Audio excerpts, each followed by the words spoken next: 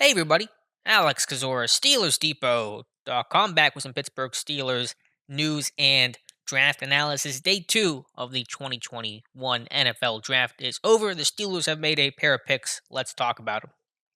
In the second round, at pick 55, the Pittsburgh Steelers selected tight end Pat Freiermuth out of Penn State. Now, there was a lot of clamoring about center with guys like Creed Humphrey on the board. Humphrey would have been my personal pick, but let's focus on Freiermuth, the player. And this is no surprise to see that Freiermuth was the pick and the guy. It was pretty clear the Steelers were big fans of him. Tight ends coach Alfredo Roberts worked him out at his pro day. Freiermuth said that those two had a pretty close relationship and had been talking a lot prior to that pro day. The Steelers wanted to have an investment at tight end, the first tight end they've selected in the top four rounds since 2007 with Matt Spaeth, if you can believe it. So that streak is finally mercifully over.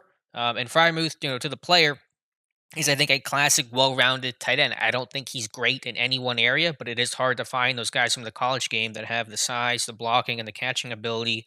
That you're going to need, and it's going to be required in the NFL, especially in the Steelers system. He's got really good size, good length. He's a tough combat catcher. It's going to help you in the run game. He's not a great blocker yet. Very rarely do you get rookie tight ends who are. And I think, to me, the second best tight end in this class, although there was not an obvious drop off from Kyle Pitts to Pat Freiermuth. So Steelers get their investment at tight end. With the negatives in Freiermuth's game, he's not a dynamic guy. He's not a tremendous athlete. He's not going to run away from a lot of guys downfield. I remember there was a blown coverage against Nebraska. I think this would have been, I forget if it was last year or the year before, probably back in 2019. And it's a blown coverage. He's wide open, and he still gets caught at the 1 yard line. So he didn't run because of the shoulder injury that he had. He didn't really have time to train and stuff like that at his pro day, but he probably would have run, I don't know, 4.7, high 4.6 or something like that. The long speed is not there. He's going to win with size and physicality, trying to box guys out. He does not create a lot of separation in his routes. He basically, in the games that I watched, almost was bouncing off of guys, just kind of trying to box him out like a power forward. So, not going to be a natural separator or anything like that. But he's going to be a tough, physical combat catch guy with good hands. And I compared him. I know a lot of people are saying, Heath Miller or Jesse James or something like that. My comparison was a non-stealer. I went with Hayden Hurst, who's down in Atlanta, original draft pick of the Baltimore Ravens. Is kind of my comp for him. A good, not great player, but someone I think that can be a starter for Pittsburgh. Eric Ebron being last year of his contract, is certainly going to be looking for a starting tight end probably this time next year. And Freiermuth, for this year and for 2021, I would temper expectations for two reasons. Tight end's a very tough position to make the jump to transition to. I think it's the second most difficult position for college guys besides obviously quarterback. And then B, he's an underclassman. He's a junior when he came out.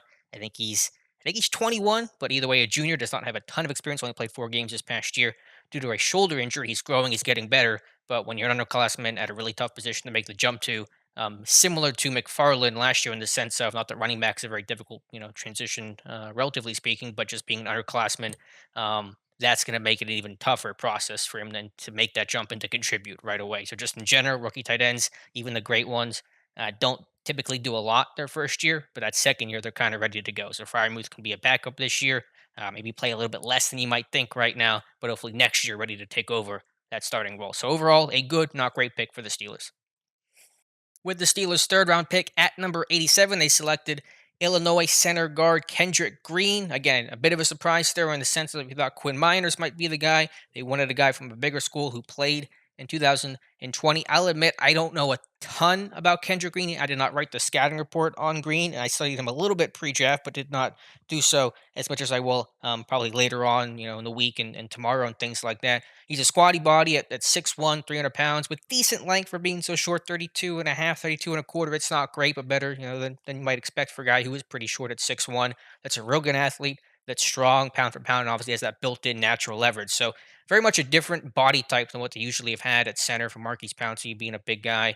Kind of more of the Webster type of mold, where you're just kind of really short and squatty and rocked up and super strong, but a really good athlete, really explosive. When he tested well. He ran in the high 4.8s at his pro day. His RAS score was 9 something. So a good athlete overall. And the scouting report on Green coming out was that he fits best in the zone scheme. And so with this selection and the hiring of assistant offensive line coach Chris Morgan, who ran his own scheme when he was the head offensive line coach, especially with Atlanta. He was working with Kyle Shanahan, and they run a lot of zone. I wonder, and I'm starting to really get the feeling the Steelers will run more zone. They run a little bit of inside zone already. They'll run more of that, and then maybe some outside zone as well. So I wonder if that hire in this pick kind of signals that. But for Green, again, squatty guy, strong, built-in leverage. I need to learn more about him. Honestly, he played mostly guard at Illinois, only a little bit at center, 4 starts at center. Again, underclassman as well, a junior, but did play in 2020. Started all 8 games for Illinois. So.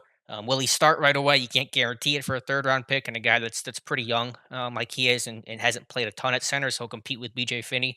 But I think a guy that they liked, Adrian Clem, was at his pro day. I didn't realize it at first. I got the name wrong. I thought it was Denzel Martin. It was Adrian Clem, but someone notified me that it was a Steelers coach putting Green through drills, and so that was Adrian Clem when I went back and looked at it. So there was some pre-draft smoke related to Kendrick Green. So overall, for day two with the Pittsburgh Steelers, I thought it was a good day two. It was not an amazing day two. I think Freiermuth again is a good, not a great player. Green, I don't think he's the second coming of Marquise Pouncey or that next great Steelers center, but I think a guy that probably fits well with the direction they want to go in with the scheme if they're going to run more zones. So I think that's the thoughts on Green, but I got to watch more of him and get this tape a little bit more, so I'll probably be able to have a better opinion on Kendrick Green. I gave you some of the basic facts about him a little bit later in the week. But let me know your guys' thoughts in the comments below. Again, a lot of coverage for Steelers Depot. Be sure to stick with the site. We're covering it from every single angle. Got a ton of content up there on SteelersDepot.com on both of these guys already. And day three kicks off tomorrow at noon. So let me know your thoughts in the comments below. Thank you so much for watching, and we'll talk to you soon.